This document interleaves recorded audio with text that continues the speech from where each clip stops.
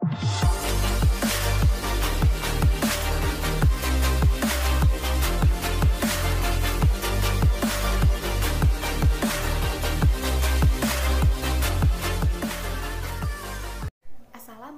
warahmatullahi wabarakatuh. Perkenalkan, kami dari kelompok 4. Pada video kali ini kami akan membahas mengenai metabolisme lemak.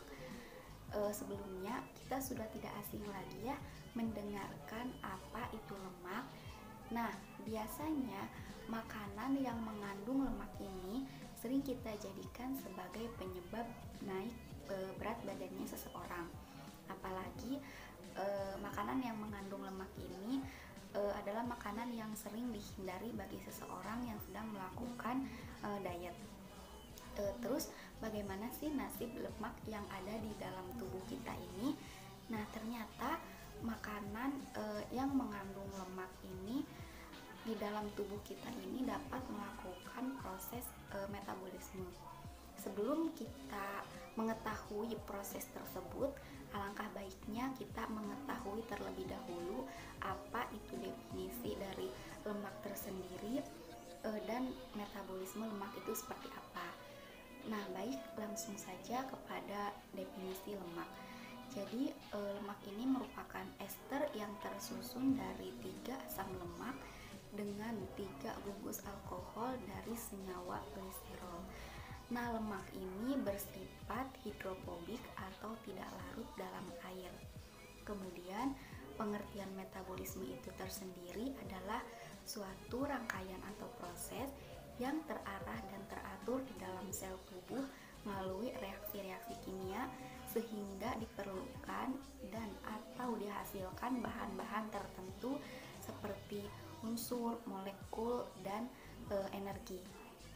Jadi dapat disimpulkan bahwa pengertian metabolisme lemak itu adalah proses tubuh untuk menghasilkan energi dari asupan lemak setelah menjadi sari-sari makanan yang telah masuk ke dalam tubuh kita. Baik, segitu saja ya untuk definisi lemak dan metabolisme lemak. Selanjutnya kita akan membahas tentang struktur lemak. Sebelumnya, lemak secara kimia diartikan sebagai triester dari gliserol yang disebut gliserida atau lebih tepat disebut trigliserida. Dari bentuk strukturnya, trigliserida dapat dipandang sebagai hasil kondensasi dari satu molekul gliserol dengan 3 molekul asam lemak dan dapat menghasilkan 3 molekul air dan 1 molekul trigliserida. Trigliserida juga sumber energi yang sangat penting bagi otot dan jantung. Selain itu, sebagai tempat penyimpanan lemak di dalam tubuh dan aliran darah. Penyusun utama trigliserida itu minyak nabati dan lemak hewani yang terbentuk dari 3 asam lemak dan gliserol. Sumber lemak yang dikonsumsi merupakan bahan makanan yang bersumber dari hewani, nabati, maupun dari hasil olahannya, seperti minyak kelapa, mentega, dan margarin. Sumber hewani yang biasa dikonsumsi merupakan sumber lemak jenuh dan kolesterol yang berasal dari daging ayam, daging kambing, daging sapi, jeroan, dan lain-lain. Sedangkan sumber lemak tak jenuh yang dikonsumsi sebagian besar berasal dari ikan. Pada lemak nabati bersumber dari kacang-kacangan dan minyak sayuran. Fungsi lemak pada bahan pangan diantaranya berkontribusi pada pembentukan tekstur, kemudian mempengaruhi mutu sensori produk pangan, dan sebagai medium pindah panas pada saat penggorengan. Ada pula fungsi lemak di dalam tubuh diantaranya sebagai sumber energi yang memberikan energi sebanyak 9 kilokalori per gram, dan lemak juga bisa digunakan sebagai cadangan energi. Kemudian lemak digunakan sebagai pelarut vitamin A, D, E, dan K. Lemak juga digunakan untuk membentuk komponen sel dan sebagai penjaga suhu tubuh. Selanjutnya, proses metabolisme lemak atau lipid. Lemak sering kali jadi kambing hitam atas naiknya berat badan. Gak heran jika makanan ini masuk ke dalam daftar teratas makanan yang paling dihindari, apalagi saat berdiet. Tapi lemak ini juga sangat penting loh. Lemak merupakan sumber energi di dalam tubuh kita. Pada saat kita mengkonsumsi makanan yang mengandung lemak, contohnya yang mungkin sering kita makan yaitu gorengan. Pasti udah gak asing kan ya? Nah, kalian tahu nggak gimana sih lemak atau lipid ini bisa menghasilkan energi? Nah, sebelum lemak atau lipid ini menjadi energi, tentu akan mengalami proses metabolisme di dalam tubuh kita. Sebenarnya apa sih metabolisme itu? Metabolisme adalah proses pemecahan zat-zat gizi di dalam tubuh untuk menghasilkan energi atau untuk pembentukan struktur tubuh. Pada saat kita mengkonsumsi makanan yang mengandung lemak atau lipid, ini akan dipecah menjadi gliserol dan asam lemak dengan bantuan enzim lipase yang ada pada kelenjar pankreas. Yang pertama yaitu gliserol. Gliserol akan berubah menjadi gliserol fosfat, lalu menjadi dihidroksiasetan fosfat yang berasal dari fruktos 1-fosfat dan fruktos 1,6-bifosfat. Lalu berubah menjadi gliseraldehid 3-fosfat. Nah, gliseraldehid 3-fosfat selanjutnya masuk ke proses glikolisis yang menghasilkan asam pirufat. Asam pirufat ini mengalami proses dekarboksilasi oksidatif menjadi asetil-CoA. Lalu, asetil-CoA ini masuk ke siklus Krebs sehingga menghasilkan CO2, H2O, dan energi atau ATP. Baiklah, di sini saya akan menjelaskan bagaimana sih proses dari metabolisme asam lemak itu sendiri. Seperti yang kita ketahui bahwa asam lemak merupakan produk pemecahan dari proses glikolisis dari triasilgliserol, di mana triasilgliserol ini akan dipecah menjadi asam lemak dan gliserol. Di sini saya akan menjelaskan bagaimana proses metabolisme dari asam lemak itu sendiri. Pertama, asam lemak akan mengalami tahapan yang dinamakan oksidasi. Di sini asam lemak akan berubah menjadi asil-CoA atau asil koenzim A. Selanjutnya, asil CoA ini akan masuk ke dalam tahapan berikutnya, yaitu beta oksidasi di dalam mitokondria. Di dalam mitokondria ini, asil CoA akan mengalami proses beta oksidasi sebanyak 5 kali. Nah, proses ini akan menjadikan asil CoA ini menjadi asetil-CoA, di mana asetil-CoA akan kehilangan 2 atom karbonnya. Pada proses beta oksidasi ini diperlukan air, ATP, dan koenzim A. Nah, selain dari asetil-CoA yang dihasilkan dari proses beta oksidasi ini akan mengubah NAD+ menjadi NADH dan H+. Kemudian selanjutnya akan mengubah FAD+ menjadi FADH2. Nah, asetil-CoA yang dihasilkan dari proses beta oksidasi ini akan langsung masuk ke dalam tahapan berikutnya, yaitu siklus Krebs. Nah, di siklus Krebs ini, asetil-CoA akan diubah menjadi ATP atau energi yang nantinya akan dipakai.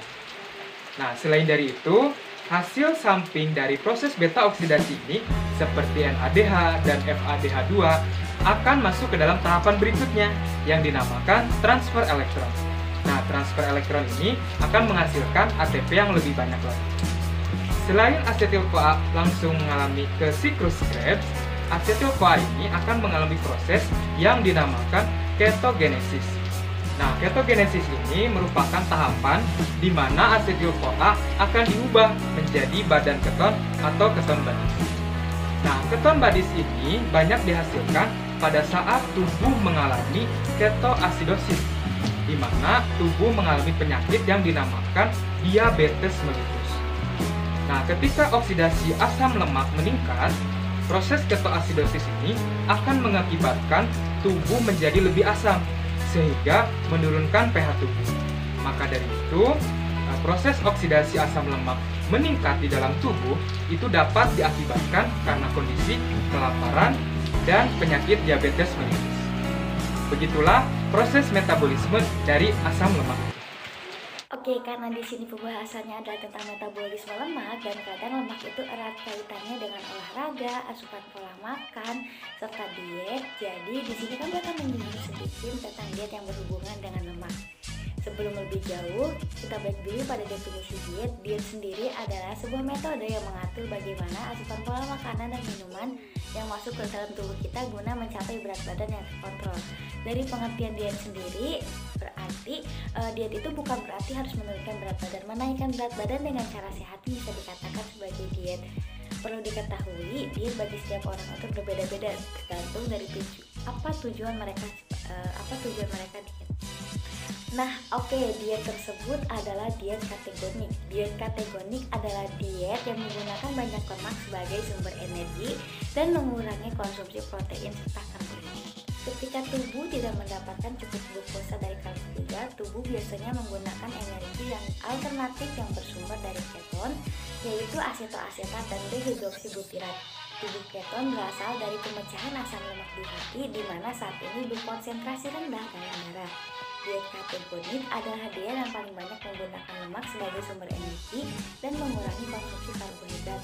Diet ketogenik membuat tubuh membakar lemak, bukan karbohidrat. Nah, dari penjelasan tadi ternyata diet ketogenik mempunyai manfaat loh. Salah satu manfaat dari diet ketogenik adalah menurunkan berat badan. Tubuh akan merasa kenyang lebih lama, mengurangi kalori tanpa merasa kelaparan, karena asupan protein yang tinggi membuat keinginan lapar menurun. Nah, ternyata selain mempunyai manfaat, diet ketogenik juga mempunyai efek samping loh. Dua kategori efek samping dari diet ketogenik.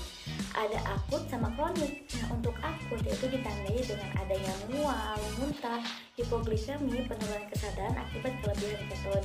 Lalu yang kedua ada kronik. Kronik itu ditandai dengan konstipasi, defisiensi vitamin dan mineral, pankreatitis, batu ginjal, gangguan tumbuh kembang, perawakan pendek, dan lain-lain. Masalah kesehatan yang berkaitan dengan lemak selain kelebihan pengonsumsian lemak yang dapat menimbulkan obesitas ataupun gangguan kesehatan lainnya, ada pula masalah kesehatan yang dapat mungkin ditimbulkan karena kurangnya asupan lemak. Pada dasarnya, lemak dibutuhkan oleh tubuh karena beberapa jenis lemak tidak dapat diproduksi oleh tubuh sehingga hanya bisa didapatkan melalui makanan.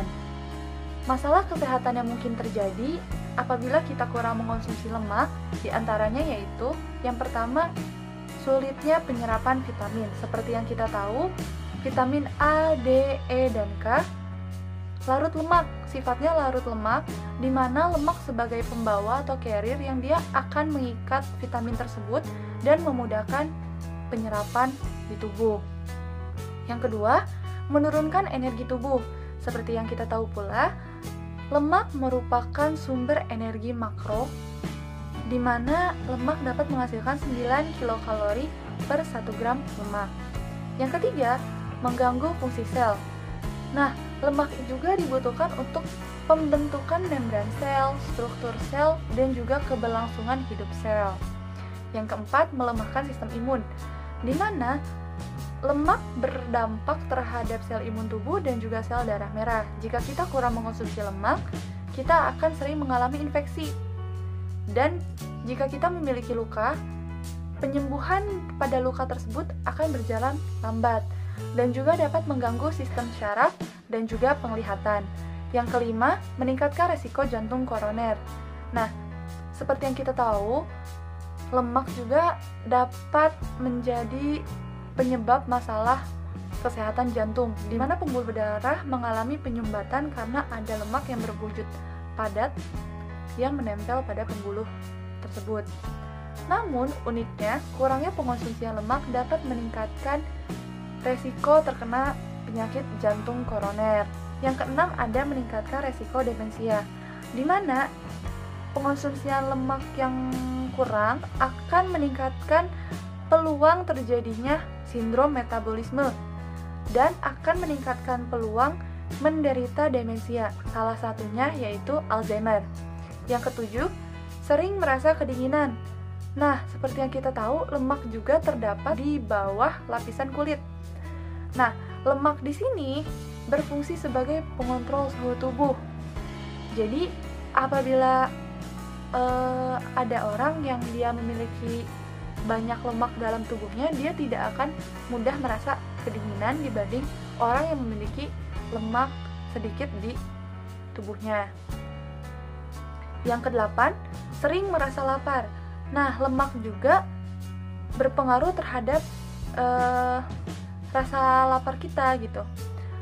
Pengonsumsian lemak yang sesuai dapat menahan lapar dan membantu mengatur nafsu makan. Yang berperan di sini yaitu lemak tak jenuh ganda dan lemak tak jenuh tunggal, di mana kita bisa mendapatkan lemak tak jenuh ganda dan tunggal itu dari bahan pangan seperti alpukat, minyak zaitun, dan berbagai macam ikan.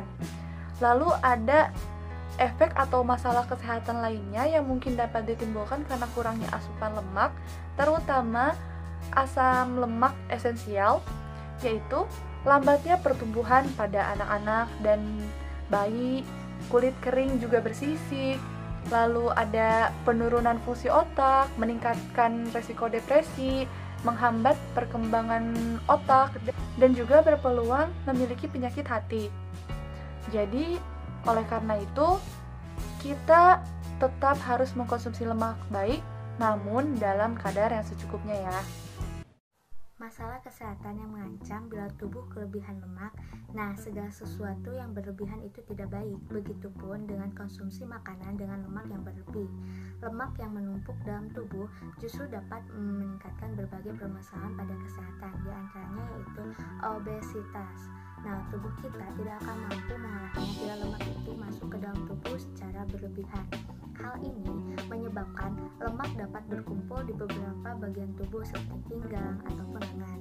Penumpukan lemak ini dapat menyebabkan obesitas yang merupakan sumber dari berbagai penyakit yang membahayakan seperti penyakit jantung, stroke, dan paru-paru. Yang kedua yaitu kerusakan dinding arteri. Konsumsi makanan berlemak secara berlebih juga dapat meningkatkan potensi pertumbuhan kolesterol dalam darah. Tingginya kandungan kolesterol ini dapat memberikan efek yang buruk pada arteri jantung. Kerusakan pada arteri jantung memiliki imbas yang cukup berbahaya pada tubuh karena akan mempengaruhi kinerja ginjal dan otak. Yang ketiga yaitu kolesterol tinggi. Berbagai jenis lemak yang masuk ke dalam tubuh dalam jumlah yang berlebih juga dapat menyebabkan peningkatan kandungan kolesterol pada tubuh. Kolesterol tinggi dapat menjadi sumber berbagai penyakit seperti kerusakan arteri, penumpukan plak pada pembuluh darah, penyakit jantung, dan stroke. Yang keempat yaitu sembelit. Nah, konsumsi lemak secara berlebihan juga bisa mengganggu organ pencernaan seperti usus. Hal ini meningkatkan potensi terjadinya sembelit. Sembelit dapat terjadi akibat dari kekurangan serat yang masuk ke dalam tubuh. Kelima yaitu meningkatkan resiko kanker. Konsumsi lemak yang berlebihan dapat memicu pertumbuhan sel kanker di beberapa bagian tubuh seperti usus besar, kantung empedu, ginjal, dan beberapa organ reproduksi lainnya. Yang keenam yaitu kerusakan otak. Konsumsi lemak yang berlebihan juga dapat mempengaruhi kinerja otak.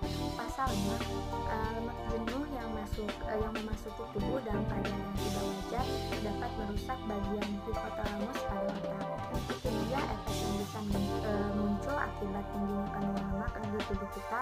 Nah, oleh karena itu jangan lupa untuk banyak makan serat seperti sayur dan buah serta rutin berolahraga. Oke, tadi kan kita udah bahas nih mengenai lemak. Gak seharusnya dong kita menghindari lemak karena lemak juga mempunyai manfaat penting di dalam tubuh kita. Beberapa manfaat dari lemak adalah sebagai sumber energi. Lemak juga bisa digunakan sebagai cadangan energi. Selain itu, lemak bisa digunakan sebagai pelarut vitamin A, D, E, dan K. Nah, perlu diperhatikan juga jangan sampai kita mengkonsumsi makanan yang mengandung lemak secara berlebihan, karena sesuatu yang berlebihan itu tidak boleh. Dan seperti yang sudah dijelaskan sebelumnya, sesuatu penyakit yang ditimbulkan akibat kita mengkonsumsi lemak berlebihan seperti penyakit jantung, stroke, dan lain-lain. Maka dari itu, konsumsi makanan yang mengandung lemak sewajarnya saja, perbanyak konsumsi buah dan sayur, serta perbanyak pula minum air putih, cukup istirahat, olahraga, dan tetap jaga kesehatan. Terima kasih untuk teman-teman yang udah nonton. Sekian ulasan dari kami. Salam